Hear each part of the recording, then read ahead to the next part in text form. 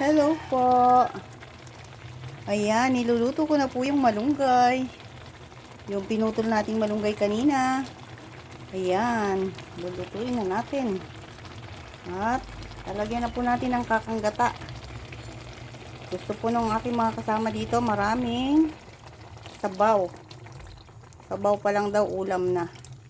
Ayan, pero yan, hindi na natin sasama yung mga brown na yan, latak. Ayan o. Ayan, luto na po yan. Pakukuluin lang natin. Timplado na po siya. Pakuluin lang natin ng mga ilang minuto pa para hindi siya mapanis. Ayan. Oh, dami sabaw guys. Sarap. Maraming sabaw. Ayan o. Pagkulo po niyan, luto na yan. Kumukulo na po pero kailangan lutuin natin yung kakanggata.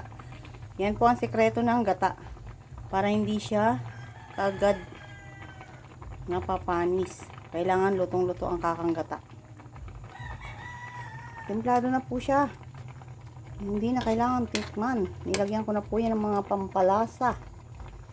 At tayo po ay kumain na ng tanghalian. Yan o. O diba, lumalangoy sa sabaw. Ang sahog po niyan ay daing. Dalagang bukid. Ayan.